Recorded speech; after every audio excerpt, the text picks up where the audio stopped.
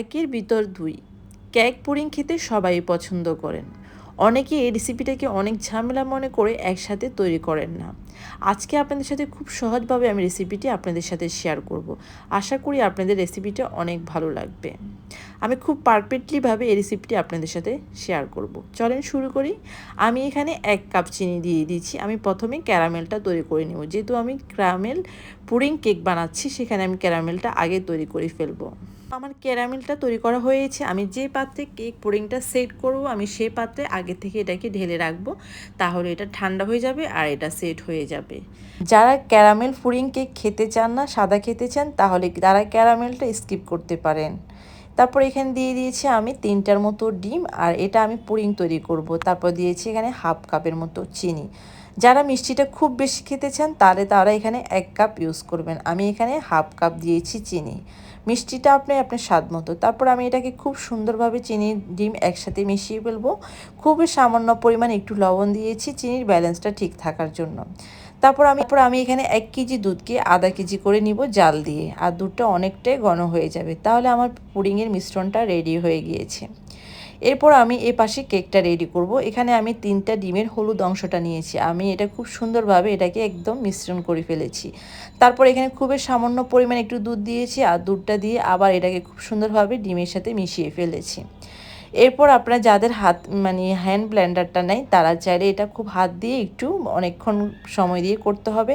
আমি এটাকে ব্লেন্ডার দিয়ে সুন্দরভাবে এটাকে করে ফেলেছি। তাহলে এটা খুব সুন্দরভাবে এটা মিশ্রিত হয়ে যাবে, চিনিটাও খুব সুন্দরভাবে মিশ্রণ হয়ে যাবে।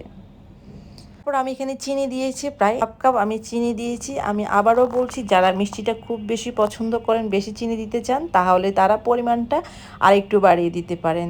তারপর আমি এখানে দিয়েছি 1/2 কাপের মতো তেল। সব কিছু একটা পরিমাণ মেজারমেন্ট অবশ্যই রাখতে হয়। তারপর এখানে দিয়েছি 1/2 কাপের মতো ময়দা আর 1/2 কাপের মতো কোকো পাউডার। এখানে কোনো রকম আটা ইউজ করা যাবে না, অবশ্যই আপনাদেরকে ময়দাটা ইউজ করতে হবে। তারপর আমি এটাকে একটু চেলে নিব, যদি কোনো রকম কোনো কিছু থাকে তাই একটু চেলে নিয়েছি। তো আমি এটাকে পুরোপুরি একসাথে দিব না, অর্ধেক দিয়ে তারপর এটাকে ভালোভাবে মিশ্রণ করে বাকি অর্ধেক দিব। যদি একসাথে আপনি দেন তাহলে এটা পুরোপুরি একটা দলা হয়ে যাবে বা বিভিন্ন বাম্পস থেকে যাবে। তারপরে আমি বাকিগুলোকেও এভাবে চেলে দিয়ে দিয়েছি, আর এটাকে আমি হ্যান্ড হুইচ দিয়ে সুন্দরভাবে এটাকে মিশিয়ে ফেলবো, আর খুবই হালকা হালকা করে দুধটাকে মিশিয়েবো। একবারে একসাথে দুধগুলো ইউজ করব না। টোটালি আমার এই কেকটা তৈরি করতে দুধ লেগেছে প্রায় 1 কাপের মতো। তারপর এটাকে আমি খুব সুন্দরভাবে মিশিয়ে ফেলছি। যতক্ষণ এটা কোনো রকম কোনো বাম্পস থাকবে না, অতক্ষণ এটাকে মিশ্রিত করতে হবে। তো আমার খুব সুন্দরভাবে এটা মিশ্রণটা করা হয়ে গিয়েছে। আর পারফেক্ট বাটার রেডি করতে হলে অবশ্যই আপনাকে পারফেক্টভাবে কাজটা সম্পূর্ণ সুন্দরভাবে মেজারমেন্ট করে করতে হবে। তাহলে আপনার কেকটা খুবই সুন্দর, খুবই ফ্লাফি হবে। এরপর ডিমের যে 3টে সাদা অংশ, সেটাকে আমি একটা ইলেকট্রিক বিটার দিয়ে খুব সুন্দরভাবে ফর্মটা করে নিব। আর এটা অবশ্য আপনাকে একটা ইলেকট্রিক বিটার দিয়ে ফর্মটা করতে হবে। যদি আপনি পারফেক্টলিভাবে ফর্মটা তৈরি করতে না পারেন, তাহলে কিন্তু আপনার পুডিং কেকটা একবারে ভালো আসবে না, সেটা আপনি সুন্দরভাবে সেট হবে না। তাই আপনাকে অবশ্যই এই ফর্মটা অবশ্যই তৈরি করতে হবে খুব সুন্দরভাবে। এখানে আমি 1/2 কাপের মতো চিনি দিয়েছি, আর আমি অল্প পরিমাণ চিনিটাকে ব্যবহার করেছি। আর এটাকে একসাথে সবগুলো চিনি দেওয়া যাবে না। টোটালি আমি এখানে 1/2 কাপ চিনি ব্যবহার করেছি। তো আমার খুব সুন্দর করে পারফেক্টলিভাবে আমার ফর্মটা তৈরি হয়ে গিয়েছে। তো দেখতে পাচ্ছেন কিভাবে আমি পারফেক্টলি ফর্মটা তৈরি করেছি। তারপর আমি এই কেকের মিশ্রণের সাথে সেই ফর্মটা ব্যবহার করব। আমি এটা কেকের সাথে আস্তে আস্তে মিশাবো, আর এটাকে নিয়ে খুব বেশি একদম ঝাঁকানো যাবে না, তাহলে আপনার ফর্মের স্টিকি ভাবটা নষ্ট হয়ে যাবে। তো এটাকে আমি খুব আলতো হাতে খুব সুন্দর করে আস্তে আস্তে এটাকে কেকের মিশ্রণের সাথে মিশাবো। আর এটাকে আমি পুরোপুরি দিনে অর্ধেক দিয়েছি, আর বাকি অর্ধেক এখন দিচ্ছি। তো আমি যেভাবে এই রেসিপিটা আপনাদের সাথে শেয়ার করছি, আপনারা টোটালি এইভাবে রেসিপিটা ফলো করবেন, তাহলে পারফেক্টলি একটা কেক পুডিং আপনারা অবশ্যই ইনশাল্লাহ পাবেন। এই সময়টাতে খুব বেশি তাড়াহুড়া করা যাবে না, আর এই কাজটা খুবই আস্তে ধীরে ধীরে সুস্থে করতে হবে।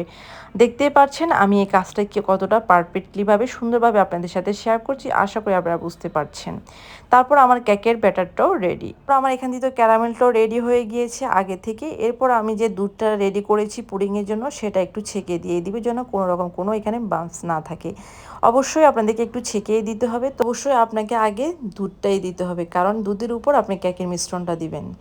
তো দেখতে পাচ্ছেন কত সুন্দরভাবে মাশাআল্লাহ এটা হয়ে গিয়েছে। আর এটা কোনো রকম কোনো ভয় পাবেন না যে এটা একটু চেপে যাবে বা দুধের সাথে মিশ্রিত হয়ে যাবে। যেহেতু এটা যথেষ্ট ফ্লাফি হয়েছে, যথেষ্ট ফ্লোমি হয়েছে, সেক্ষেত্রে দুধের সাথে এই কেকের মিশ্রণটা একদম মিশবে না।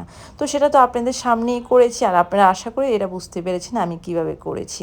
তারপর আমি কয়েকটা বার ঝাঁকানি দিব যেন কোনো রকম কোনো বাম্পস এখানে না থাকে। এরপর আমি আগে থেকে পানি গরম দিয়ে দিয়েছি, যে কোনো একটি স্টিনারে বসিয়ে দিবেন এই কেক পুডিংটা। অবশ্যই এটা 30 থেকে 40 মিনিট সময় দেওয়ার পর কেকটা একদম পুরোপুরি রেডি। এটাকে আমি ঠান্ডা করে তারপর কেটেছি, অবশ্যই ঠান্ডা করে কেকটাকে কাটবেন।